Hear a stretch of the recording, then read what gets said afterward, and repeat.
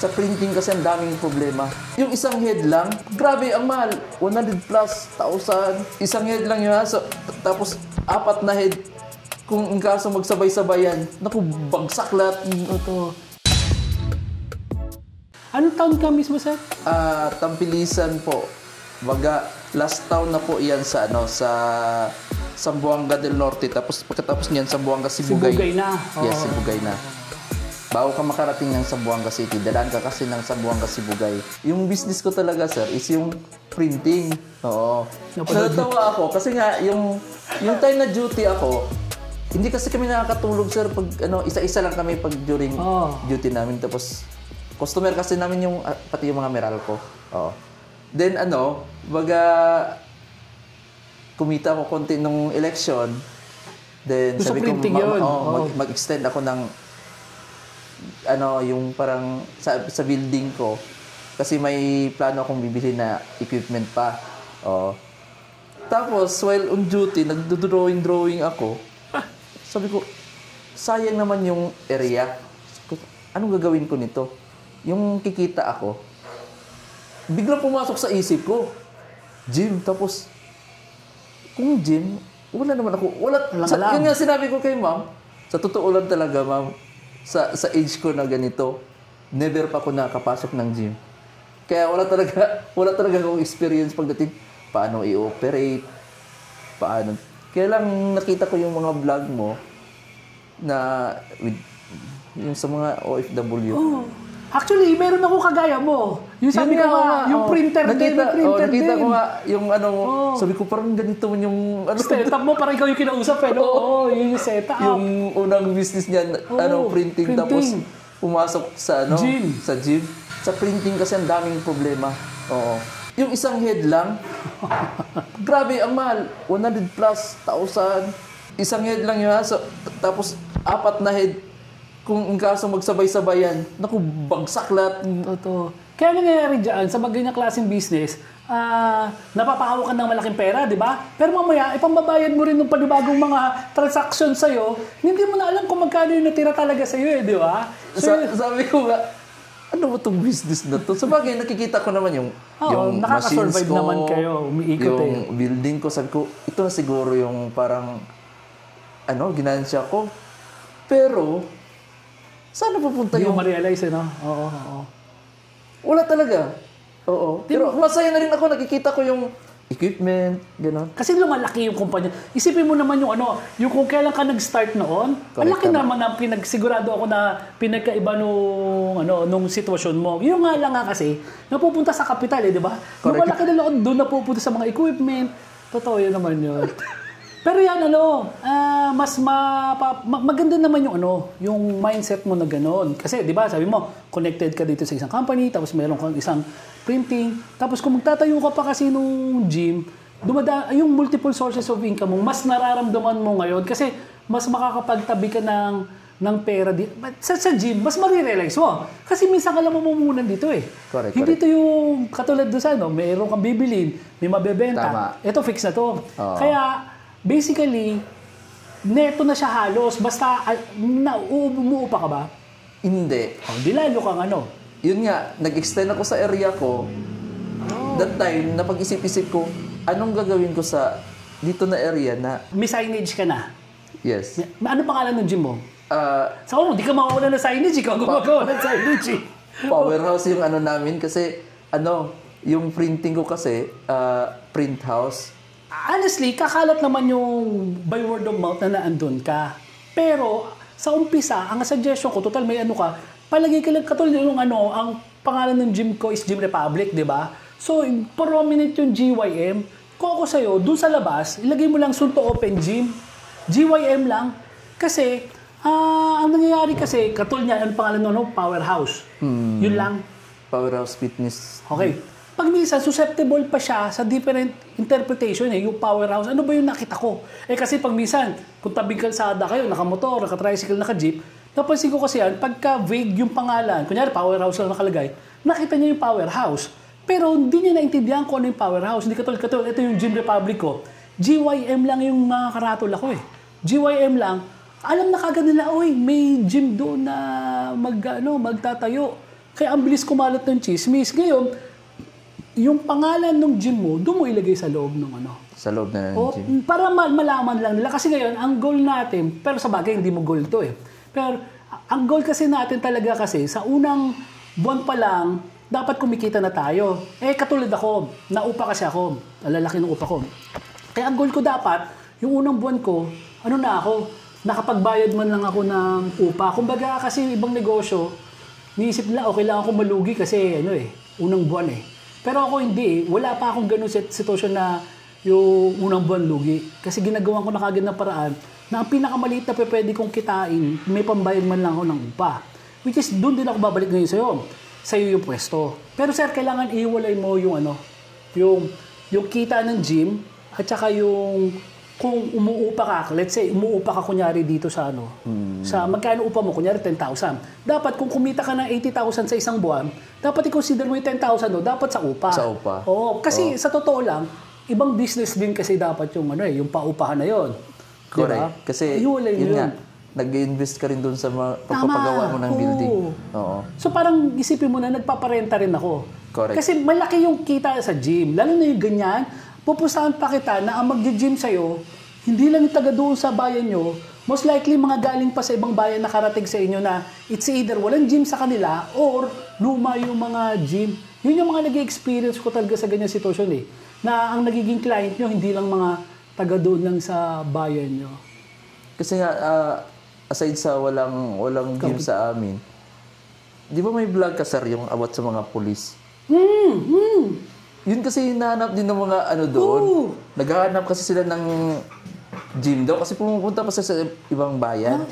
Tapos sabi ko, target ko itong mga police. Tapos kasi maski nga yung mga police, every 6 months, meron silang physical fitness din eh. Maski yung mga bumbero. Actually, sa tingin ko, ang magiging problema nyo talaga dyan, hindi yung hindi yung papasok na tao. Ang magiging problema mo dyan, paano mo i-cater lahat nung Ako, naging problema ko rin yan na di ba nakapunta ba kayo dito sa gym? Ay, sayang. Okay, punta tayo doon. Mamaya, ang kasi doon, malaki yung gym ko. Pero alam mo, hanggang ngayon, extend ako ng extend. Kasi, pag minsan ako na yung nahihiya, pagka yung tao, pagdating na 5 o'clock, ang dami talaga. Ang dami. Ang dami. Pero yan, marirealize mo yan pag nag-operate ka na. Ang maganda kasi ngayon, ito niyan. Di ba, maglalabas ka ng kapital mo. Para sa akin, yan na yung last na labas mo ng kapital na galing sa sarili mong bulsa. Kasi yan, pag kumikita na yung gym mo, kasi total, may iba kang negosyo eh. Makakakurot ka dyan ng malaki-laki. Pag palagay mo, 50% ng kita ng gym, ihiwalay mo as savings.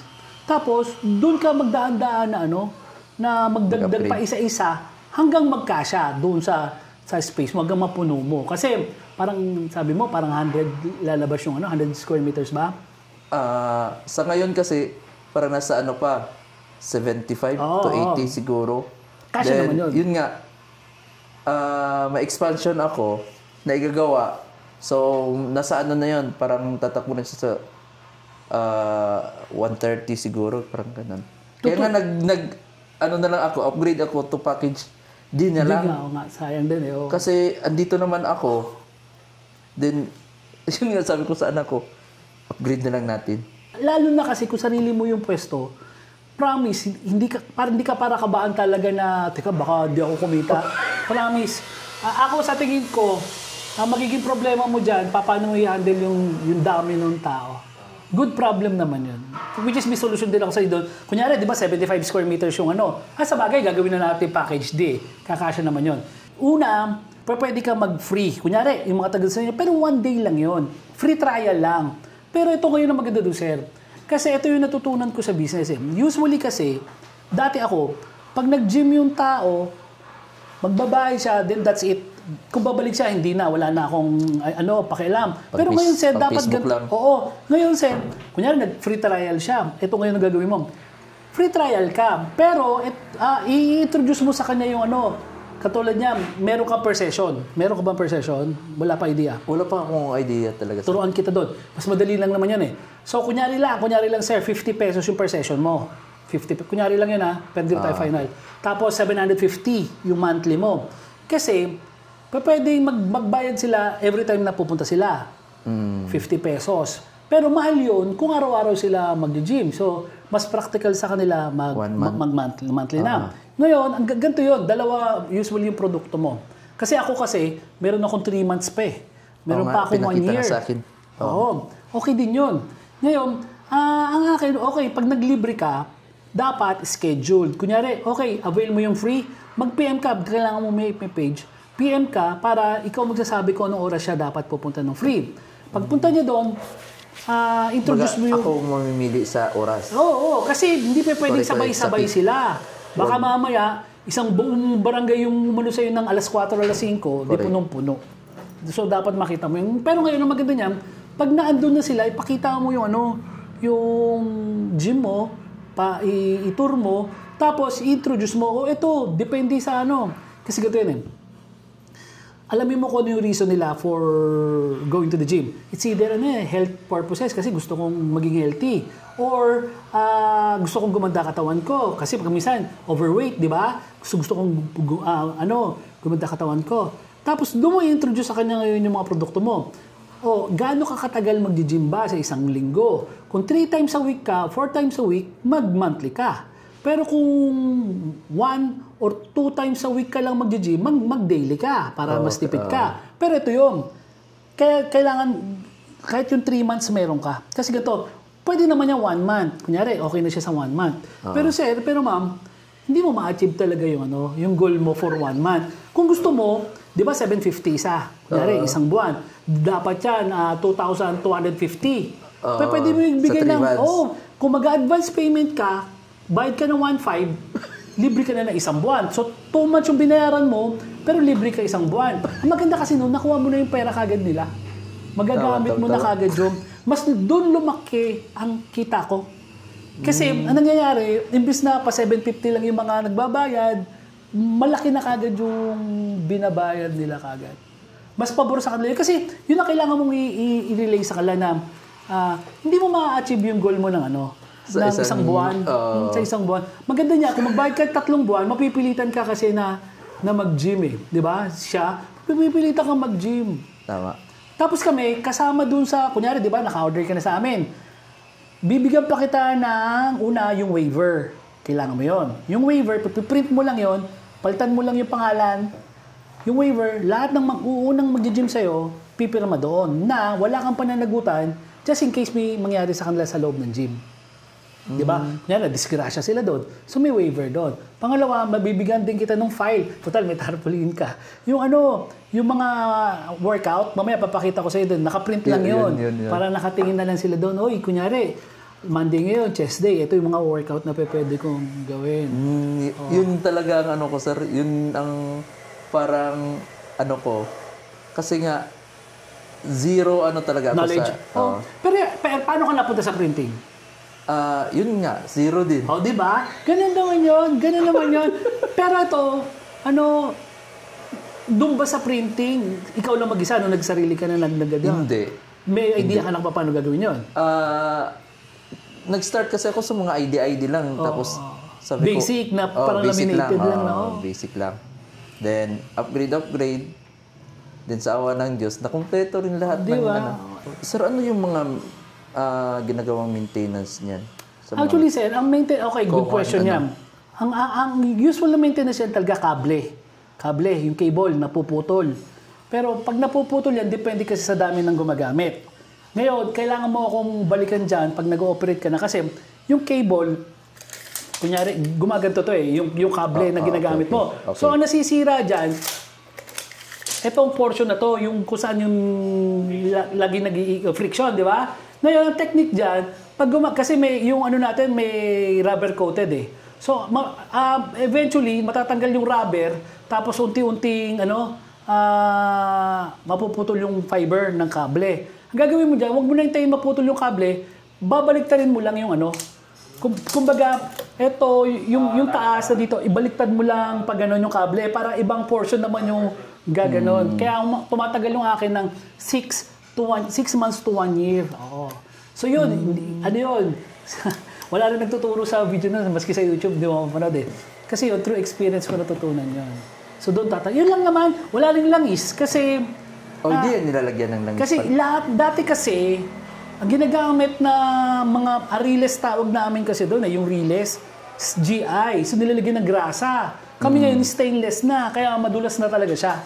Wala na talaga. Tapos yung mga bearing naman yan, may mga langis at grasa na rin. Kaya wala na talagang maintenance halos dyan.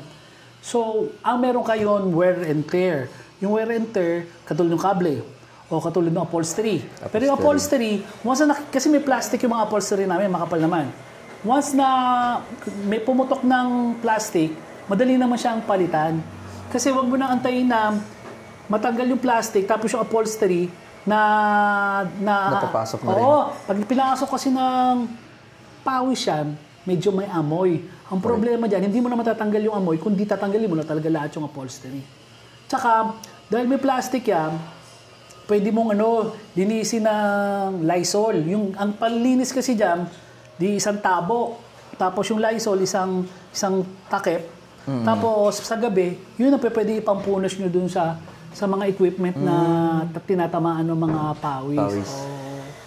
Tapos yun, kagaya niyan, yung setup mo ang setup mo nung gym, kunyari, ito yung pintuan. Dapat nandito na yung counter mo. Yung counter kung nasaan yung nagbabantay. Kasi, dapat yun, kada pasok ng tao, pipirma na kagad. Kasi ganito mangyayari niyan. Sinong gabantay ba? Kayo? Wala pa rin. Kung kayo, walang problema yon. Pero kung may kukuha kayo ibang tao, kailangan magigpit tayo kung doon sa paano gagawin. Kasi sabi ko nga, ang usual na problema, papasok si client. Dahil kakilala na siya, hindi mo na siya pipirma. Magji-gym siya. Tapos paglabas, magbabayad siya. Pero pagbayad niya, hindi na siya pumirma.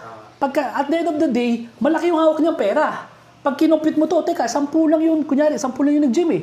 Pero dito, 11 yung hawak-hawak kong pera. So, hindi mo mamonitor. Kaya kailangan lagi pirma muna. Or minsan, nakakalimot magbayad. So, alam mo kung sino yung hindi nagbayad. Kasi ako, ang experience ko kasi, hindi ko naman sasabi sa lahat mangyayari. Minsan natetempt eh. Yung katulad niya, may sumobra. May sumobra ang pera. Natetempt niya na, hindi naman malalaman ni sir na may sumobrang pera eh. Correct. Tapos, doon nagsisimula. Kasi, dahil hindi mo nga mamonitor, unlike sa ibang negosyo na may inventaryo eh. So, ito, hindi mo alam kung yung 10 na nag-gym, nagbigay sa'yo lahat ng pera. Kasi, walang inventory yun sa'yo eh. So, tiwa-tiwala lang sa tao. So, baka mangyari niyan, maghahaman na siya. Every time na may sumusobra, di kukunin niya na. Baka mamaya, unlimited na. Pwede na siyang kumupit talaga ng, huwag ka na maglista dito. Diba? Yung sasadyain na, huwag ka na magpirma, pasok ka na lang. Kasi pag di siya pumirma, sobra na naman yung bayad. Or, hati na lang tayo. Ganon, pwedeng ganon. Kaya kailangan, vigilant ka, may CCTV ka, once in a while, pakita mo na nakatingin ka doon sa CCTV para na, siya. Aware din. Oo. Pero again, sabi ko nga sa'yo, lalo na sa'yo yung pwesto, hindi ka talaga, malulugi doon. Alam mo, pag nakita mo yung profitability ng gym, pwede mo, yun yung sa pinagsisihan ko na hindi ko ginawa agad eh, yung nag-expand. Yan, pwede nyo gawin yan. Kunyari, yung nearest town na walang gym, mag-expand ka doon.